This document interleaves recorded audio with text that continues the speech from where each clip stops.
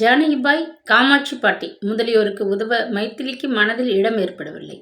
தன் சகோதரி மங்களத்தின் கஷ்டத்தை நிவர்த்திக்க நீலகண்டன் மனம் இடம் கொடுக்கவில்லை. சேச்சே, என்ன வாழ்வு! இப்படி இருக்கக்கூடாது. செல்வத்தில் நிறைவு ஏற்பட்டது போல் உள்ளத்திலும் நிறைவு அல்லவா வேண்டும் என்று தனக்குள் சிந்தித்துக் கொண்டிருந்தாள். சித்தப்பா தள்ளாடி கொண்டு பெருமூச்செறிந்தவாறு அன்று வீட்டிற்குள் நுழைந்தார். கடும் வெயிலில் சுற்றி அலைந்து சோர்ந்து விட்டிருந்ததனால் அவர் முகம் சிவந்து வாடி விட்டிருந்தது. ஒரு கையில் மருந்து பொட்டியும் மற்றொரு கையில் வீட்டுக்கு வேண்டிய ஜாமான்கள் நிறைந்த துணிப்பையும் தலைமீது கனமானதொரு மூட்டையுமாக அவர் கூடத்திற்குள் பிரவேசித்தார். அவரது வருகையை எதிர்பார்த்து கொண்டிருந்த ஸ்ரீகாந்தன் முன்னதாகவே அவருக்கு வாயிற்கதவை திறந்து வைத்துவிட்டு தன் படுக்கை மீது உட்கார்ந்திருந்தான். ஜாமான்களை இறக்கி முற்றத்து குரட்டின் மீது வைத்துவிட்டு இடுப்பு பெல்ட்டை தடவி மணி பர்ஸை எடுத்தார். ஸ்ரீகாந்தன் ஜாமான் வாங்கி வர கொடுத்த பணத்தில் மீதி இருந்த சில்லறையும் ஜாமான்களின் ஜாபிதா விவரமும் விலைப்பட்டியலும் அதற்குள் பத்திரமாக இருந்தன. அவைகளை எடுத்து, இந்தாப்பா மீதி சில்லறை ரசீது என்று கூறிக்கொண்டு அருகில் வந்தார்.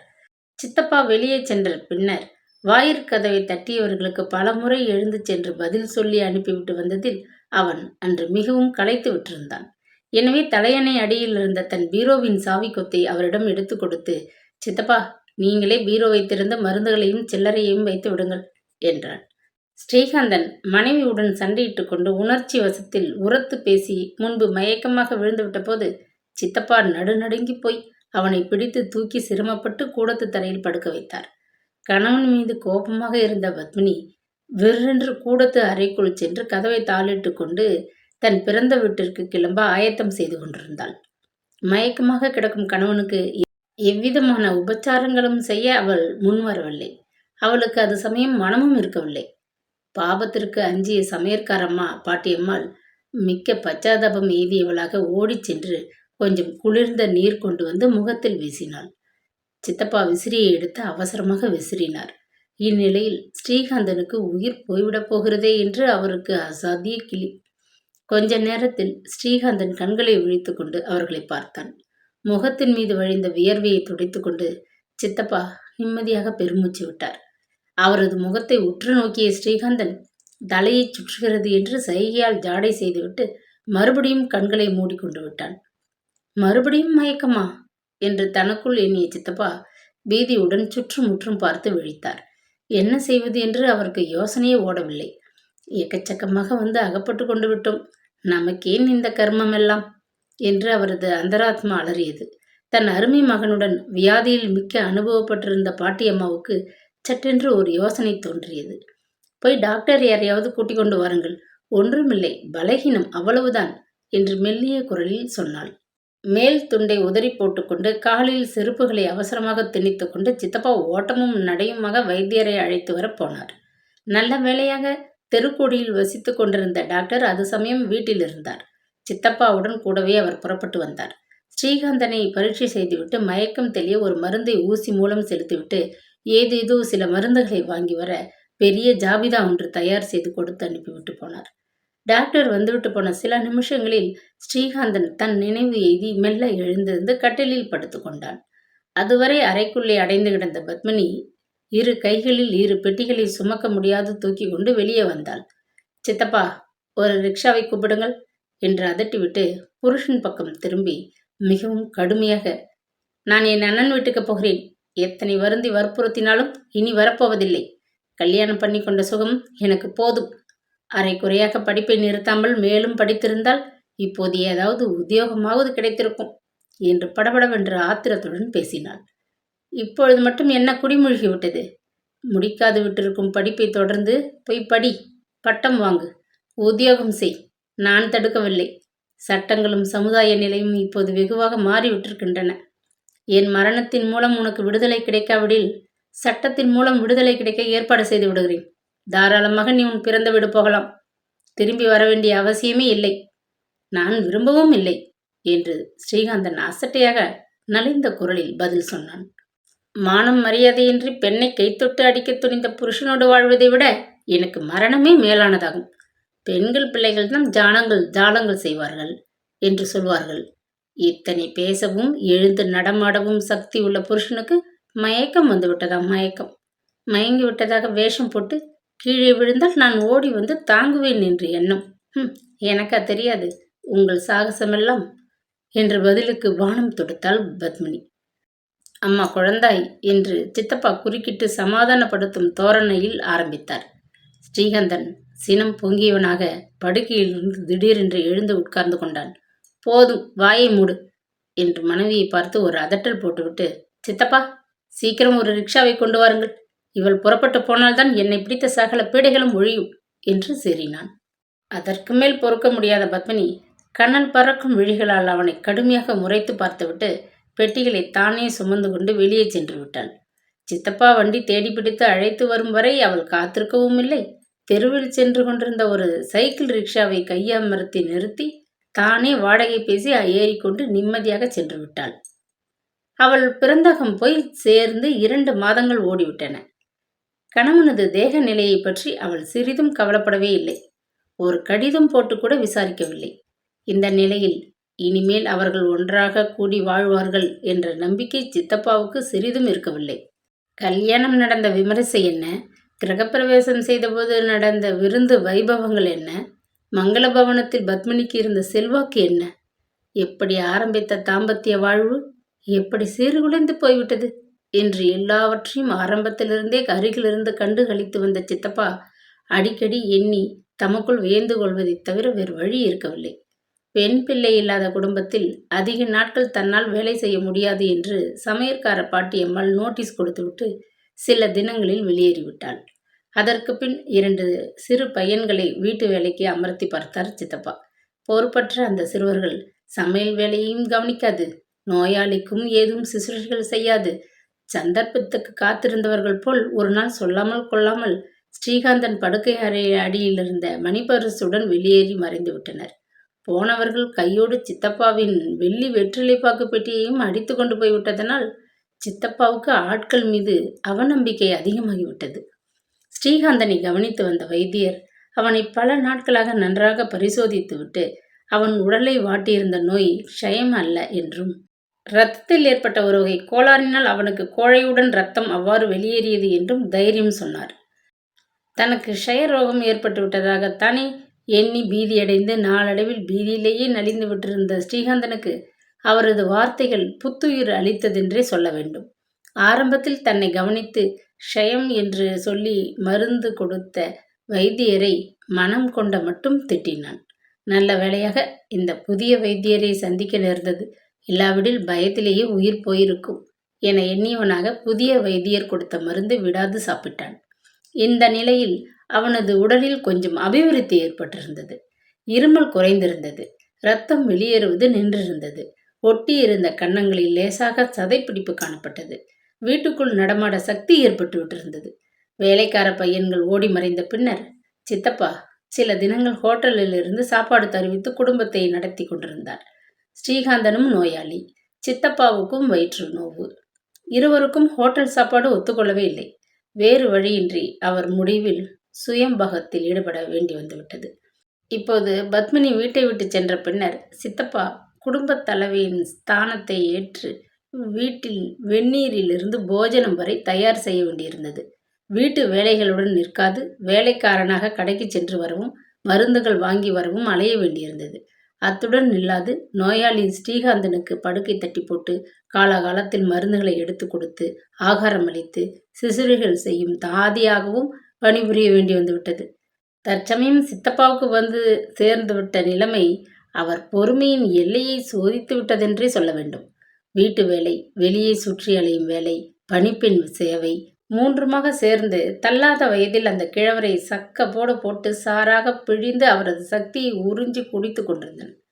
கட்டின பெஞ்சாதியே புருஷனை உதற விட்டு போய்விட்டிருக்கையில் நமக்கு ஏன் இந்த தொல்லை என்று நடந்தவற்றை எண்ணி எண்ணி மனம் புழுங்கும் வரை அவர் அழுத்து விட்டிருந்தார். எனவே அன்று வாங்கி வந்த வீட்டு ஜாமான்களை கொண்டு போய் சமையல் அறையில் வைத்துவிட்டு கூடத்திற்கு வந்தார் அவர். கொஞ்சம் சூடாக காப்பி போடுங்கள் சித்தப்பா, தலை ஒரே பாரமாக இருக்கிறது என்று ஸ்ரீகாந்தன் உத்தரவிட்ட போது சோர்வுற்று இருந்த அந்த கிழவருக்கு கோபம் பற்றி கொண்டு வந்ததில் வியப்பே இல்லை. காப்பியம், கஷாயமாம், கஞ்சியாம், என்னை என்னவென்று நினைத்து இந்த பயல் ஏவுகிறான்? என் தலையெழுத்து, இங்கே வந்து சிக்கிக் கொண்டிருக்கிறேனே என தனக்குள் எண்ணி வெகுண்ட சித்தப்பா மருந்துகளையும் சில்லறையையும் வைப்பதற்கு கூடத்து அறைக்குள் சென்று ஸ்ரீகாந்தன் பீரோவை ஆத்திரமாக திறந்தார். இது நாள் வரை அவர் அவனது பீரோவை திறந்து பார்த்தவர் அல்ல. பத்மினி கணவனை விட்டு பிறந்தகம் சென்றபோது அவசரத்தில் தன் பொருட்கள் அனைத்தையும் எடுத்துச் செல்ல மறந்துவிட்டிருந்தாள். கணவன் பீரோவில் கிடந்த தன் விலை உயர்ந்த புடவைகள், 2 நகைகள், கல்யாண சீர்வரிசைக்கு வைத்திருந்த வெள்ளி பாத்திரங்கள் அனைத்தையும் அப்படியே வைத்துவிட்டு போயிருந்தாள். அவைகளை கண்டதும் சித்தப்பாவின் சொந்த மூலையில் ஒரு அபூர்வமான யோசனை உதயமாகியது. அந்த யோசனை அவரது கோபத்தை தணித்தது, மனதிற்கு மெத்தவும் தெம்பை கொடுத்தது. எனவே அவர் மருந்துகளையும் மீதி சில்லறையையும் ரசீது கடிதங்களையும் பீரோ தட்டில் வைத்துவிட்டு அங்கிருந்த ஜாமான்களை கண்களால் நோட்டம் பார்த்து மனதிற்குள் கணக்கிட்டு கொண்டு பீரோவை சாத்தி பூட்டி சாவியை கொண்டு வந்து ஸ்ரீகாந்தன் தலையணை மீது போட்டார். பிறகு குமுட்டி அடுப்பை பற்ற வைத்து காஃபி போட தொடங்கினார். சில தினங்கள் சென்றன. ஸ்ரீகாந்தன் பீரோவை அடிக்கடி திறக்கிற சந்தர்ப்பம் நேர்ந்த பொழுதெல்லாம் சித்தப்பா அதிலிருந்த வெள்ளி டம்ளர்கள், பத்மினியின் மோதிரங்கள், ஸ்பூன்கள், சிறு தட்டுகள் போன்ற சட்டென கண்டுபிடிக்க முடியாத இனங்களை அப்போதைக்கப்போது எடுத்து தமது பெட்டிக்குள் போட்டு வைத்துக் கொண்டார். 2 வார காலத்தில் அவரது அவசர செலவிற்கு தேவையான அளவு பொறுமானமுள்ள ஜாமான்கள் அதில் சேர்ந்து குவிந்து விட்டன. ஒரு நாள் மாலை பொழுது கடைக்கு ஜாமான்கள் வாங்க கிளம்பிய போது பெட்டியில் சேமித்து வைத்திருந்த இந்த ஜாமான்களை துணிப்பைக்குள் அடக்கி எடுத்துக்கொண்டு புறப்பட்டார். தமக்கு பரிச்சயமான கடை ஒன்றில் அவைகளை வந்த விலைக்கு விற்று சுமார் 200 ரூபாய்கள் வரை தமது செலவிற்கு பொருள் திரட்டிவிட்டார். அதற்கு பின் அவருக்கு அங்கே நீடித்து வசிக்க மனம் ஒப்பவில்லை. அண்ணன் முதலில் வெளியேறிவிட்டான், அக்கா வெளியேறிவிட்டாள், கட்டின மனைவியும் வெளியேறிவிட்டாள், நமக்கு மட்டும் இந்த பந்தம் ஏன் என்ற ஒரு விரக்தியில் சித்தப்பா முத்துசுவாமி ஒரு நாள் விடியற்காலை சொல்லிக் கொள்ளாமல் இடுப்பில் கட்டி கொண்டிருந்த மணிப்பரிசில் கனமாக தங்கிய 200 ரூபாய்களின் ஆதரவை நம்பி புறப்பட்டு விட்டார். தூங்கி எழுந்த ஸ்ரீகாந்தன் பற்களை தேய்த்துவிட்டு முகத்தை கழுவிக்கொண்டு சமையலறை பக்கம் வந்து எட்டி பார்த்தான். காலை காப்பி தயாராவதன் அறிகுறிகள் ஏதும் அங்கே காணப்படவில்லை. பாதி திறந்த நிலையில் கிடந்த வாயிற்கதவை கண்டதும் சித்தப்பா சித்தப்பா என்ற பெருங்குரலில் அழைத்த வண்ணம் வாயிலுக்கு வந்தான். யாரையும் காணவில்லை. விடியற்காலை வேளையில் அவனது அருமை சித்தப்பா எங்கு சென்றிருக்கக்கூடும் என்று அவனால் ஊகிக்க முடியவில்லை. சித்தப்பா சித்தப்பா என்று தெருவே கேட்கும்படி உரத்த குரலில் கூறிவிட்டு உள்ளே வந்து உட்கார்ந்து கொண்டான். அது சமயம் சித்தப்பா முத்துசுவாமி கூண்டிலிருந்து விடுதலை அடைந்த பறவை சிறகை கோதி உலர்த்தி விரித்து கொண்டு அழகாய் வீதியில் பறக்க கிளம்புவது போல் மேல் துண்டை உதறி போட்டுக்கொண்டு மங்களம்மாள் குடும்பத்தின் பந்தத்தை அத்துடன் விட்டு ஒழித்தவராக நிம்மதியான மனத்துடன் ஸ்டேஷனை விட்டு புறப்பட ஆயத்தமாயிருந்த ஒரு ரயில் வண்டிக்குள் ஏறி கொண்டிருந்தார். ரேவதி கபையின் சமையற்கட்டிலிருந்து சாம்பு தாத்தா வெளியே வந்தார். கடந்த சில வருஷங்களாக நகரத்தின் ஒரு பகுதியில் பிரபலமாக விளங்கிய அந்த கடையில் அவர் பட்சண தயாரிப்பாளராக வேலை பார்த்து கொண்டிருந்தார். தாம் உண்டு தமது காரியங்கள் உண்டு என்று ஒதுங்கி போகும் சுபாவம் உடையவராதலினால் ஹோட்டல் சிப்பந்திகளுக்கு அவரிடம் ஒரு அலாதி மதிப்பு ஏற்பட்டிருந்தது. மேலும் தொழிலில் அவருக்கு இருந்த அனுபவமும் திறமையும் அவர்களுக்கு எல்லையற்ற வியப்பை உண்டாக்கிவிட்டிருந்தன. அதனால் அவர்கள் அந்த கிழவரிடம் சகஜமாக பேசி கேலி செய்து மகிழ அஞ்சினார்கள்.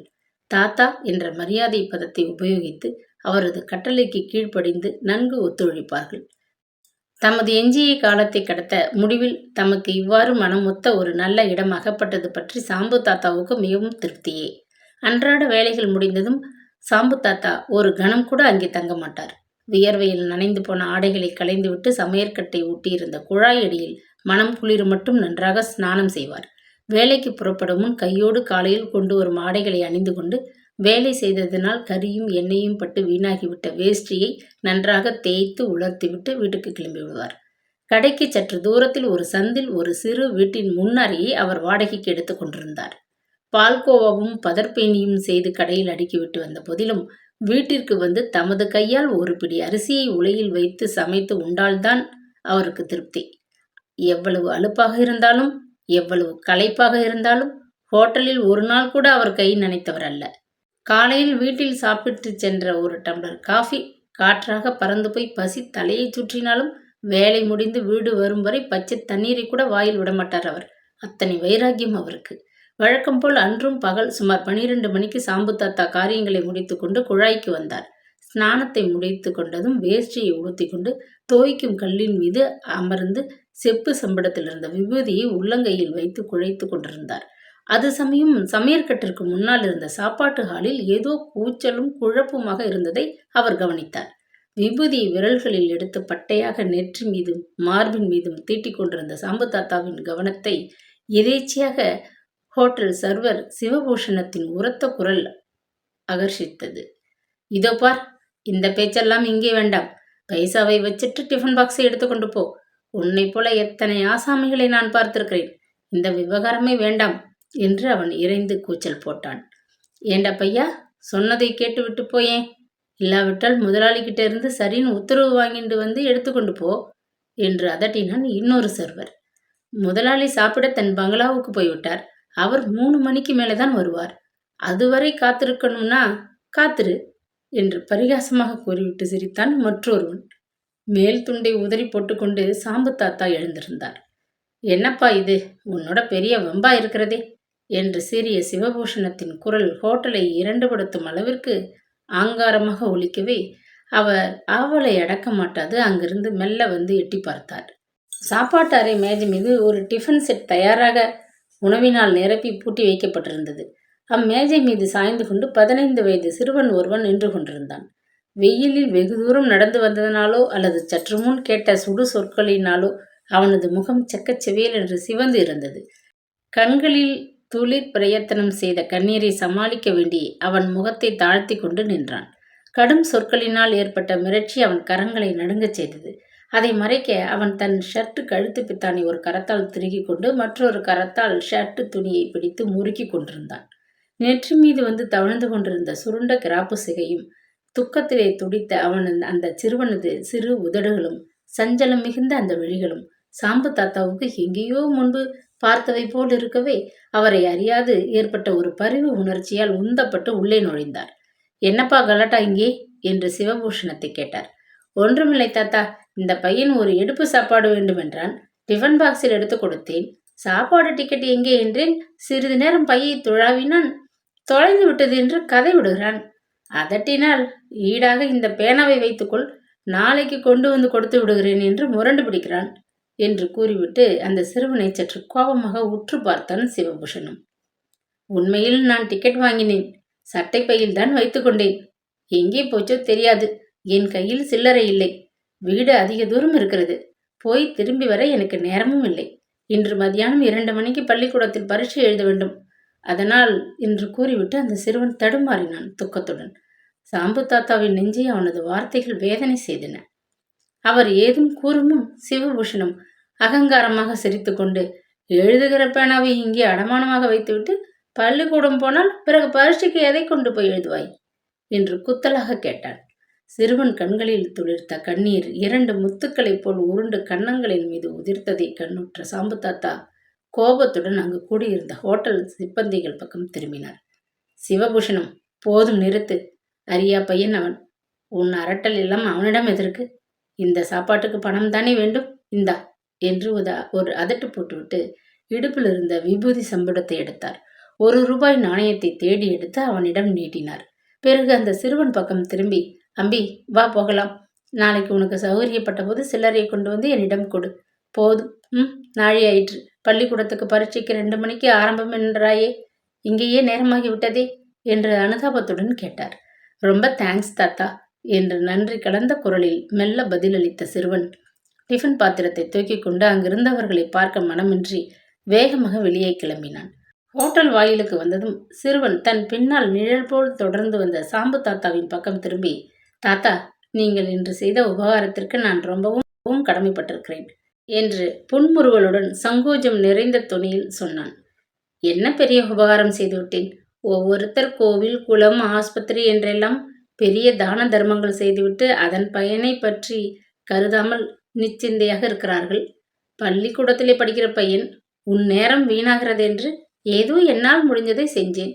அது கிடக்கட்டும், நீ என்ன இந்த வழியாகத்தானே போகிற என்று கேட்டார். ஆமாம் தாத்தா, பெரிய பிள்ளையார் கோவில் தெருவுக்கு போகணும் எனக்கு என்றான் அவன்.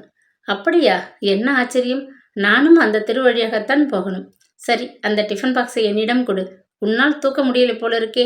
திணறுகிறாயே, இதை சுமக்க என்று பரிவோடு அதட்டிக்கொண்டு அவன் கையில் இருந்த சுமையை வாங்கி கொண்டார் சாம்பு தாத்தா.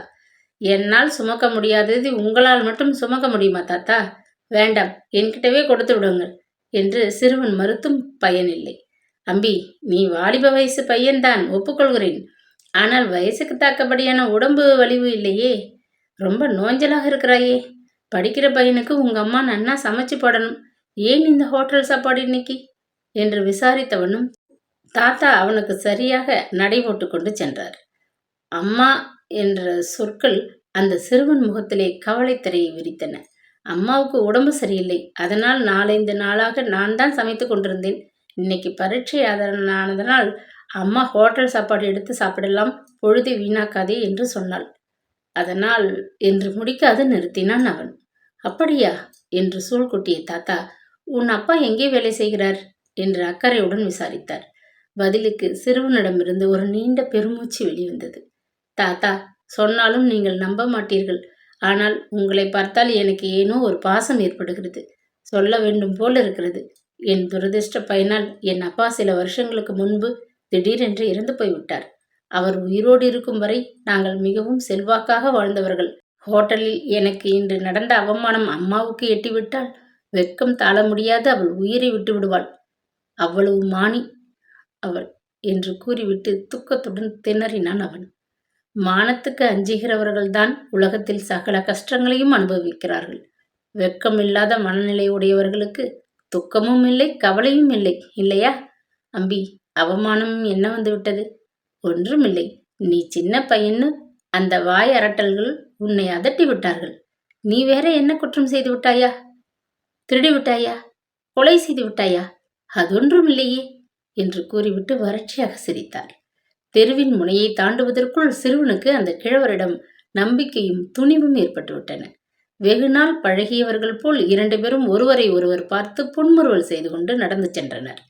சிறுவன் மனதிலே இதற்குள் ஒரு சிறு ஆவல் தொண்டை வரை எழும்பி உறுத்தி கொண்டே இருந்தது. அடக்க முடியாது. அவன் முடிவில் கிழவர் பக்கம் திரும்பி தாழ்ந்த குரலில், தாத்தா, எனக்கு நீங்கள் ஒரு சிறு உதவி செய்ய முடியுமா என்று கேட்டான். சாம்பு தாத்தா ஆச்சரியத்துடன் நிமிர்ந்து அவனை பார்த்தார். இந்த வருஷம் நான் SSLC பரீட்சைக்கு போகிறேன். பணம் கட்ட வேணும். எங்கள் குடும்ப நிலை மிகவும் மோசமாக இருப்பதனால் எனக்கு சிரமப்பட்டு பணம் கட்டி அந்த பரீட்சைக்கு படிப்பானேன் என்று தோன்றிவிட்டது. எங்கேயாவது ஒரு வேலை கிடைத்தால் அதில் சேர்ந்து விடலாமா என்று கொஞ்ச நாட்களாக எனக்கு ஒரே சிந்தனை. பரீட்சையில் பாஸ் செய்தவுடன் எனக்கு யார் வேலையை வைத்துக்கொண்டு காத்திருப்பார்கள்? அதனால் கேட்கிறேன், நீங்கள் இருக்கும் ஹோட்டலில் ஏதாவது ஒரு சிறு உத்தியோகம் வாங்கி கொடுக்க முடியுமா என்று துணிவுடன் கேட்டான். சாம்பு தாத்தா அவனை ஏற இறங்க பார்த்தார். பிறகு யோசித்துவிட்டு, ஆமாம், நீ உத்தியோகம் செய்து சம்பாதித்து போட்டால் ஒழிய முடியாது என்ற அளவு பயங்கர நிலையிலா உன் குடும்பம் இருக்கிறது? நீங்கள் எத்தனை குழந்தைகள் என்று கருணையுடன் விசாரித்தார். பதிலுக்கு சிறுவன் முகத்தில் லேசாக ஒரு புன்முறுவல் நிலவியது.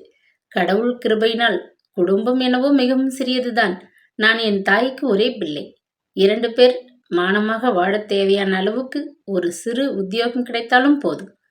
என் தகப்பனாருக்கு தெரிந்தவர்கள், நண்பர்கள், உறவினர்கள் என்று பலர் இருந்த நகரத்தில் இருக்கிறார்கள். அவர்கள் யாரையும் போய் நான் உதவி கேட்கக்கூடாது என்று அம்மா சொல்லியிருக்கிறார்கள். வாழ்ந்து உடைந்து போன பின் உறவினரையும் சிநேகிதர்களையும் போய் உதவி கேட்பதை விட மரணமே மேல் என்பது அம்மாவின் கொள்கை. அவளது வார்த்தைகளை அணுவளவும் பிசகி நடக்க எனக்கு விருப்பமே இல்லை. தாத்தா, அம்மாவுக்கு என் கல்வி மீது கொள்ளை ஆசை. நான் படித்து பெரிய பட்டம் வாங்க வேண்டும் என்றும் பெரிய உத்தியோகத்தில் அமர்ந்து சீரும் சிறப்புமாக வாழ வேண்டும் என்றும் மனக்கோட்டை கட்டி கொண்டிருக்கிறாள். அம்மா கிட்ட இருந்த கொஞ்சம் நகைகளை கொண்டு விற்று தற்சமயம் காலட்சேபம் செய்து வருகிறோம். ஆனால் எனக்கு இந்த நிலை பிடிக்கவே இல்லை. நீண்ட நெடுமரம் போல் வளர்ந்து விட்டோம். ஆண் பிள்ளையாக பிறந்து விட்டோம். இனியும் தாயாருக்கு பாரமாக இருப்பது மகா பாவம் என்று என் மனம் உறுத்துகிறது என்று மனம் உருகும் வண்ணம் தன் உள்ளத்தில் குமரி நின்ற உணர்ச்சிகளை வார்த்தைகளால் கொட்டினான் அவன். அம்பி, நீ ரொம்ப புத்திசாலி பையனாக இருக்கிறாய். நீ சொல்கிற வரலாறு என் மனதை என்னவோ பண்ணுகிறது. உன் பெயர் என்னப்பா என்று மிகவும் அன்புடன் சாம்பு தாத்தா வினவினார். மாதவன் என்று சிறுவன் பதில் அளித்தவுடன் தேள் கொட்டிவிட்டது போல் துணுக்குற்று டிஃபன் பாக்ஸை நடு ரோட்டில் தரை மீது வைத்துவிட்டு, உன் தாயார் பெயர் என்று பரபரப்புடன் வினவினார். மங்களம்மாள், ஏன் கேட்கிறீர்கள் என்று மாதவன் மிகவும் ஆச்சரியத்துடன் அந்த கிழவர் முகத்தை உற்று பார்த்தான். உன் தகப்பனார் பெயர் என்று சாம்பு தாத்தா உரத்த குரலில் படபடப்போடு கேட்டார். அவர் உடல் முழுவதும் விவரிக்க இயலாத ஒரு உணர்ச்சி போராட்டத்தில் கிடுகிடுவென்று நடுங்கியது. ஸ்ரீமான் திவாகரன் என்று சுருக்கமாக விடையளித்த மாதவன் மிரட்சியோடு அந்த கிழவரை மீண்டும் உற்று பார்த்தான். டிஃபன் பாக்ஸை தூக்கி கொண்டார் சாம்பு தாத்தா. அவரது கால்கள் நடக்க முடியாது தள்ளாடின. குழந்தை, உன் வீடு எங்கே சொல் என்று துக்கத்தில் திணறியபடி கேட்டார். அந்த கிழவரிடம் காணப்பட்ட அதிசய முக மாறுதல் மாதவனுக்கு எல்லையில்லா ஆச்சரியத்தை அளித்தது. யார் என்று அவரை அவனால் அடையாளம் கண்டுகொள்ள முடியவில்லை. எனவே, இதோ இந்த சந்தில் 3வது வீட்டில்தான் குடியிருக்கிறோம், வாருங்கள் என்று கூறிவிட்டு வேகமாக தெருவின் இடையே பிளந்து சென்ற ஒரு சிறு சந்திற்குள் நுழைந்தான். முன்கட்டை தாண்டி பின்கட்டின் பக்கம் இருந்த ஒரு வராந்தாவிற்குள் அவர்கள் இருவரும் வந்தார்கள். சாம்பு தாத்தா தான் கொண்டு வந்து வைத்த டிஃபன் பாக்ஸை தரை மீது வைத்துவிட்டு கண்களில் படர்ந்த நீர் பார்வையை மறைக்க தடுமாறி கொண்டு நின்றார். தாழ்வாரத்து தரையில் ஒரு ஜமுகாலத்தில் சுருண்டு படுத்திருந்த மங்களம் திடுக்கிட்டு எழுந்து உட்கார்ந்தாள். முகத்தையும் தலையையும் மூடியிருந்த போர்வையை எடுத்து எரிந்துவிட்டு திகைப்புடன், யார் அது? மாதவா, இவர் யார் என்று பதட்டமாக கேட்டாள். சாம்பு தாத்தா ஓரடி முன்னால் வந்திருந்தார். செல்வத்தின் சிகரத்திலே மிகவும் சௌகரியமாக வாழ்ந்த நிலையில் இருந்த மங்களத்திற்கும் கைம்பெண்ணாகிவிட்ட பின் வறுமையில் வாடி துரும்பாகி விட்டிருந்த மங்களத்திற்கும் இருந்த வேற்றுமை அவரை மெத்தவும் அதிர்ச்சி வர செய்துவிட்டது. அம்மா, உங்களை இந்த கோலத்திலா பார்க்க வேணும்? அவ்வளவு பாவமா இந்த கண்கள் செய்துவிட்டன என்று தழுதழுத்த குரலில் கேட்ட வண்ணம் தடால் என்று கீழே விழுந்து அவளது பாதங்களை நமஸ்கரித்தபடி குலுங்கி குலுங்கி அழுதார் சாம்பு தாத்தா. யாரது? சாம்பு தாத்தாவா? ஐயோ, எழுந்திருக்கோ பெரியவா நீங்க என்று ஆச்சரியமும் துயரமும் ஒருங்கே எய்தி மங்களம் கூவினாள். அம்மா, உங்களுக்கு இந்த கதியா? என் கண்மணி மாதவனுக்கு இந்த நிலையா? என்னால் நம்பவே முடியவில்லையே என்று அரற்றிய சாம்பு தாத்தா உணர்ச்சி தாழ முடியாது எழுந்து மாதவனை இழுத்து தன் மார்புடன் சேர்த்து அணைத்து கொண்டு தன் கண்கள் சொரிந்த கண்ணீரால் அவனை ஸ்நானம் செய்வித்தார். இதுவரை அடக்கி கொண்டிருந்த மங்களத்தின் துக்கமெல்லாம் தங்களுக்கு வேண்டிய மனிதரான சாம்பு தாத்தாவை கண்டதும் கண்ணீராக பீறிக்கொண்டு புறப்பட்டு விட்டது. சாம்பு தாத்தா, உங்களை துச்சமாக பேசினதன் பயனை அனுபவிக்கிறேன், அவ்வளவுதான் என்று கூறிவிட்டு விம்மி அழுதாள். வெகுநாள் பிரிந்தவர்களான அவர்கள் ஒன்று கூடினார்கள், பேசினார்கள், ஸ்நானம் செய்த பின்னர் கூந்தலை ஆற்றிக்கொண்டு மைத்திலி ஜன்னல் அருகே நின்ற வண்ணம் சிந்தனையில் ஈடுபட்டிருந்தாள். 2 மாத காலமாக அவளது வீட்டில் விருந்தாளியாக தங்கியிருந்து சகல சௌகரியங்களையும் அனுபவித்துவிட்டு அன்று காலை வண்டியில்தான் காமாட்சி பாட்டி காசிக்கு புறப்பட்டு சென்றிருந்தாள். நீலகண்டன் அனுப்பி வைத்த பணம் கைக்கு கிடைத்தவுடன் பாட்டி துரிதமாக தனது காசி யாத்திரைக்கு தயார் செய்ய தொடங்கினாள். கிராமத்தில் இருந்த தனது வீட்டை கவனித்துக் கொள்ள உறவினர்களில் ஒருவரிடம் ஏற்பாடு செய்துவிட்டு ஒரு நல்ல நாள் பார்த்து அவள் கிளம்பிவிட்டாள். வரும்பொழுது மறக்காமல் நீலகண்டனுக்கு பொரிவிலங்காய் உருண்டையும் மைத்திலிக்கு நார்த்தங்காய் ஊறுகாயும் ஜாடி நிறைய நிரப்பி எடுத்து கொண்டு வந்திருந்தாள். பணம் இல்லாத போது சில வருஷங்களுக்கு முன் பாட்டி தன்னிடம் நடந்து கொண்ட முறைக்கும் தற்சமயம் நடந்து கொண்ட விதத்திற்கும் இருந்த வேறுபாட்டை மைத்திலி கவனிக்க தவறவே இல்லை. என்ன குழந்தை இது, பிசாசு என்று வெறுத்து ஒதுக்கிய ரவியை பாட்டி அன்புடன் தூக்கி மடிமேல் வைத்துக்கொண்டு தன் பொக்கை வாயால் முத்தமாறி பொழிந்து கொஞ்சி மகிழ்ந்தாள். என் ராஜாத்தி, என் கண்ணி என்றெல்லாம் ஜெயஸ்ரீயை அடைமொழியிட்டு அன்புடன் அழைத்து சீராட்டி பாராட்டி புகழ்ந்தாள். காடு வா வா என்று கூவி அழைக்கும் நிலையில் வயோதிகத்தின் எல்லைக்கோட்டை சமீபித்து விட்டிருந்த காமாட்சி பாட்டியை கூட பணத்தின் மகிமை சும்மா விட்டு விடவில்லை. பிணத்தை தட்டி எழுப்பி உட்கார வைத்துவிடும் சக்தி பெற்ற பணம் பாட்டியை உலுக்கி உற்சாகப்படுத்தி புதிய மனுஷியாகிவிட்டதில் வியப்பில்லை. நீலகண்டனது பெரிய பங்களாவிற்குள் பாட்டி மிகவும் தெம்பு நிறைந்தவளாக வளைய வந்து கொண்டிருந்தாள். மைத்திலி, உனக்கு தலைவலி என்று சொன்னாயே, நீ பேசாமல் போய் கொஞ்சம் படுத்துக்கொள், நான் குழந்தைகளுக்கு சாதம் போடுகிறேன் என்று பரிந்து கொண்டு வந்து மைத்திலியின் கை வேலையை பறித்து கொண்டாள். நீலகண்டனுக்கு இது பிடிக்கும், குழந்தைகளுக்காக செய்தேன் என்று கூறிக்கொண்டு சமையல் அறையில் புகுந்து பற்பல விதமான சிற்றுண்டிகளை தயாரித்து அவர்களுக்கு விநியோகித்து மகிழ்ந்தாள். நீலகண்டனையும் அவன் மனைவி மக்களையும் தன் உயிருக்கு மேலாக நேசிப்பது போல் வார்த்தைகளாலும் செயல்களாலும் காமாட்சி பாட்டி அந்த 2 மாதங்களும் ஒரு நாடகமே நடித்து விட்டாள். மைத்திலி அவளை உள்ளும் புறமும் நன்கு அறிவாள். ஆதலினால் தன்மேல் சொரிந்த இந்த திடீர் அன்பை அவள் சிறிதும் நம்பவே இல்லை. செல்வம் வந்துவிட்ட போது மனிதர்கள் இயற்கையாக அனுபவிக்க நேரும் பல புதிய அனுபவங்களில் இதுவும் ஒன்று போலும் என தனக்குள் எண்ணி அவள் வாளாவிருந்தாள். நீலகண்டனுடைய யதார்த்தமான சுபாவத்திற்கு இந்த போலி நாடகத்தின் தாத்பரியம் விளங்கவே இல்லை. எனவே அவன் தன் வீட்டில் தங்கிய விருந்தாளியை மிகவும் உற்சாகத்துடன் உபசரித்தான். அதன் விளைவாக காமாட்சி பாட்டி தன் வாழ்க்கையில் அதுவரை கண்டறியாத செல்வத்தின் சுகபோகங்களை மனம் கொண்ட மட்டும் நன்றாக அனுபவித்து மகிழ்ந்தாள். நீலகண்டனது புத்தம் புதிய பெரிய காரில் நகரத்தை சுற்றி பவனி வந்தாள். கடற்கரை, ஹைகோர்ட், செத்த காலேஜ், மிருக காட்சி சாலை என்று ஒன்றையும் விடாது பார்த்து கழித்தாள். வாய்க்கு ருசியான உணவை திருப்தியாக சாப்பிட்டாள். மிருதுவான பஞ்சனையில் உறங்கினாள். வழுவழுப்பான சலவைக்கல் தரை மீது கால் நீட்டிக்கொண்டு மின்சார விசிறியின் அடியை உட்கார்ந்து விச்ராந்தியாக பொழுதை போக்கினாள்.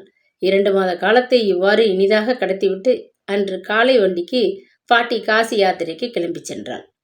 நீலகண்டன் கத்தையாக எண்ணி கையில் கொடுத்த 300 ரூபாய்களை ஆவலுடன் வாங்கி தனது மடி தஞ்சரியில் அடக்கப்படுத்தி கொண்டு கண்களில் பொலவென்று கண்ணீரை ஊர்த்து குழந்தைகளை கட்டி முத்தமிட்டு, மைத்திலி, போய்விட்டு வரேன் அம்மா. குழந்தை, உன் உடம்பை நல்லா கவனிச்சுக்கோ என்று தழுதழுத்த குரலில் பிரியா விடைபெற்று கொண்டு சென்றாள். தலையை துண்டினால் தோட்டி கொண்டு நின்ற மைத்திலி அந்த காட்சியை நினைத்து கொண்டாள். அவளுக்கு குபீர் என்று சிரிப்புதான் வந்துவிட்டது. மைத்திலி மற்றும் இன்று இருக்கும் இந்த செல்வ நிலையில் இல்லாமல் இருந்தால் காமாட்சி பாட்டி இப்படி கட்டி கொண்டு தேம்புவாளா? இந்த பிரியா விடை பெறும் படலம் இவ்வாறு மும்முரமாக இருக்குமா? விசித்திரமாக இந்த உலகப்போக்கை எண்ணி தனக்குள் அவள் சிரித்து கொண்டு தோட்டத்தை எதேச்சியாக எட்டி பார்த்தாள்.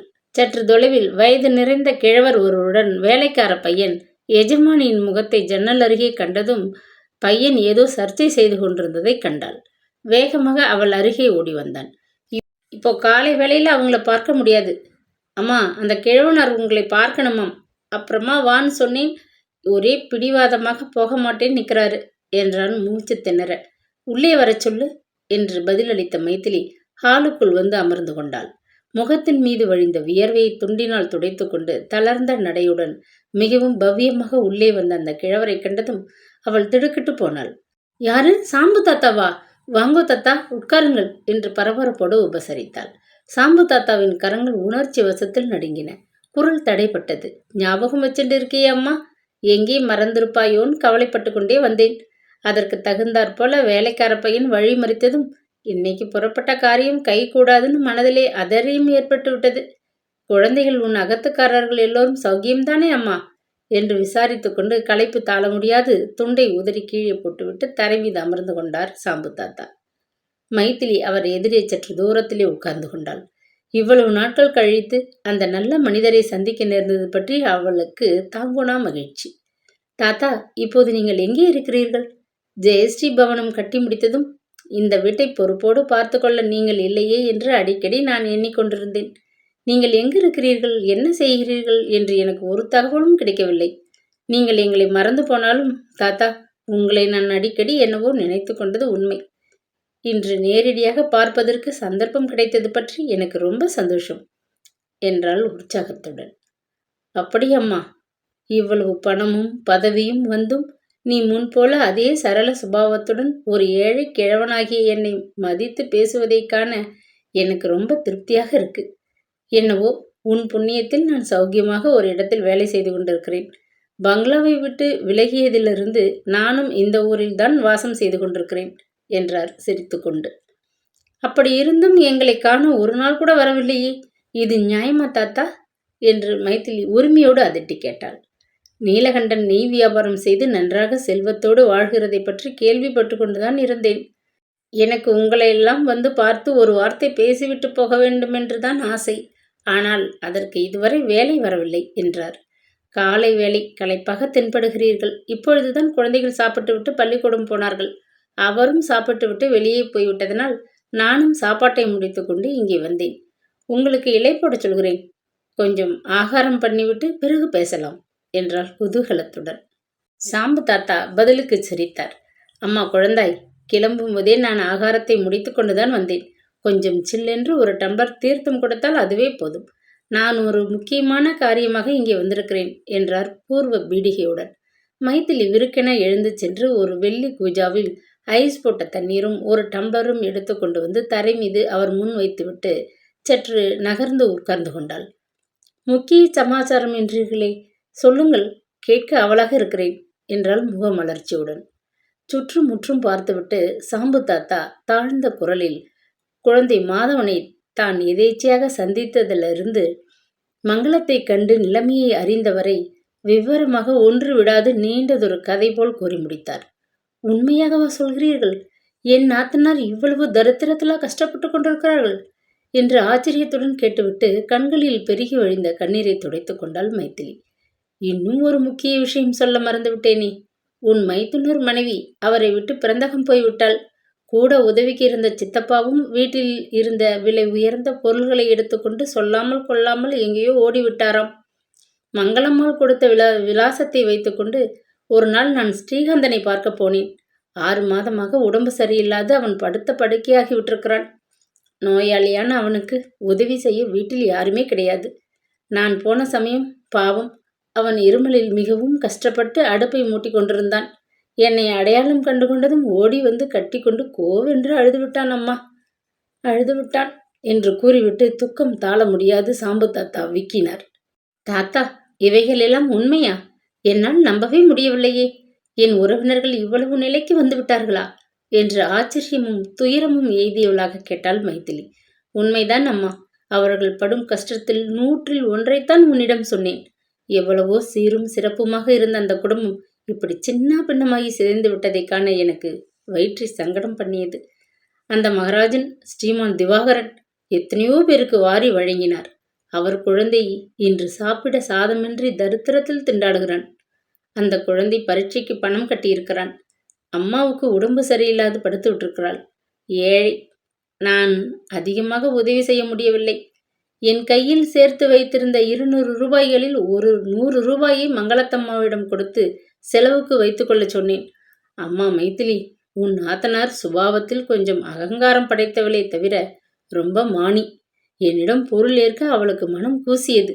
வேண்டாம் என்று நிர்தாட்சியமாக எடுத்துக்கொள்ள மறுத்துவிட்டாள். எனக்குத்தான் மனசு கேட்கவில்லை. தாயும் குழந்தையும் பட்டினியாக செத்து விடுவார்களோ என்ற பயம் தாழவில்லை. ஸ்ரீமான் திவாகரன் வீட்டு உப்பை தின்று வளர்த்த சரீரமாச்சே. அவர்கள் என் கண்முன் மடிவதைக் கண்டு சும்மா இருக்க முடியுமா? சொல். அம்மா, ஏதாவது நகை இருந்தால் எடுத்து கொடுங்கள். அடமானம் வைத்து பணம் கொண்டு வந்து கொடுக்கிறேன் என்று கேட்டேன். மங்களம்மாவிடம் விற்கவும் அடமானம் வைக்கவும் தற்சமயம் இந்த ஒரு சங்கிலியை தவிர வேறு ஒன்றும் கிடையாது. இதை விற்று சாப்பிட்ட பின் தாயும் பிள்ளையும் பட்டினி கிடந்து சாக வேண்டியதுதான் என்று கூறிவிட்டு தமது இடுப்பில் இருந்த விபூதி சம்புடத்தை எடுத்து திறந்து அதிலிருந்த ஒரு தங்கச் சங்கிலியை எடுத்து அவளிடம் கொடுத்தார். மைத்திலி அதை கையில் எடுத்ததுமே திடுக்கிட்டு நிமிர்ந்து உட்கார்ந்தாள். மங்களம்மாள் கழுத்தை விட்டு அகலாத அந்த ஆபரணத்தை பற்றிய ஒரு சிறு வரலாற்றை அறிவாள். ஆதலினால் துக்கத்தில் அவள் கண்கள் கலங்கின. முதலாக அக்காவுக்கு அவர் அகத்துக்காரர் வாங்கி கொடுத்த நகை இதுதான். ஒரு சமயம் தீபாவளி பண்டிகையின் போது தானே கடைக்கு அழைத்து சென்று ஆசையோடு இதை வாங்கி கொடுத்தாராம். பிற்காலத்தில் பணம் பொங்கி வந்தபோது அக்கா எவ்வளவோ ஆபரணங்களை வாங்கி தாமே அணிந்து கொண்டாள். ஆனால் இந்த சிறு நகைக்கு அவைகள் ஈடாகாது என்று என்னிடம் அடிக்கடி கூறுவதுண்டு. இதையா விற்க கொடுத்தார்கள் என்று வியப்புடன் கேட்டாள். ஆமாம் அம்மா, இதுதான் அவர்களிடம் கடைசியாக மிஞ்சிய சொத்து. உன்னிடம் சொல்ல வந்த விஷயம் இதுதான். இந்த நகையை கடையில் கொண்டு விற்கவோ அடமானம் வைக்கவோ எனக்கு மனமில்லை. இதை நீ எடுத்துக்கொண்டு ஏதாவது பணம் கொடுத்தால் அதை மங்களம்மாளிடம் கொண்டு போய் சேர்ப்பேன். நகை வெளியே போகாது. சொந்தக்காரர் வசமே இருப்பதை அறிந்து என் மனம் அமைதியடையும் என்றார் தழுதழுத்த குரலில். மைத்திலியினால் கட்டுப்படுத்த முடியாத கண்ணீர் கன்னங்கள் மீது தாரையாக வழிந்தோடியது. சாம்பு தாத்தா, என்ன சொன்னீர்கள்? இந்த நகையை நான் விலை கொடுத்து வாங்குவதா? தாத்தா, நான் அவ்வளவு கல்மணம் படைத்த பாவி என்றா எண்ணிக்கொண்டீர்கள்? எனக்கு என் அக்காவையும் மாதவனையும் இப்பொழுதே பார்க்க வேண்டும். கிளம்புங்கள். என்னுடன் வந்து அவர்கள் வசிக்கும் இடத்தை காட்டுங்கள். உங்களுக்கு கோடி புண்ணியம் என்று ஆவேசம் பிடித்தவள் போல் உணர்ச்சி வசத்தில் தடுமாறினாள். திடீரென்று எழுந்து வாசலுக்கு சென்றாள். பையா, டிரைவரை கூப்பிட்டு காரை எடுத்து வரச் சொல் என்று உத்தரவிட்டாள். வேகமாக மாடி அறைக்கு ஓடி கூந்தலை சீவி சட்டென அலங்கரித்து கொண்டாள். வேறு ஆடை உடித்துக்கொண்டு விரைவாக கீழே இறங்கி வந்தாள். அம்மா என்று ஏதோ பேச சாம்பு தாத்தா முயற்சி செய்தார். மைத்திலி அவரை மேலே பேச விடவில்லை. பலவந்தமாக அந்த கிழவரை நெட்டி தள்ளி இழுத்துச் செல்லாத குறையாக அழைத்து கொண்டு சென்றாள். தான் வந்த காரியம் இவ்வளவு சுலபத்திலே முடிந்துவிடவே சாம்பு தாத்தாவுக்கு ஆனந்தம் தாழ முடியவில்லை. இருக விற்றென விரைவாக வந்து முகத்தில் வீசிய குளிர்ந்த காற்றை அனுபவித்த வண்ணம் கண்களை மூடிக்கொண்டு காரின் ஆசனத்தின் மீது சாய்ந்து கொண்டார் சாம்பு தாத்தா. அவர் உள்ளத்திலே சாந்தி நிலவியது.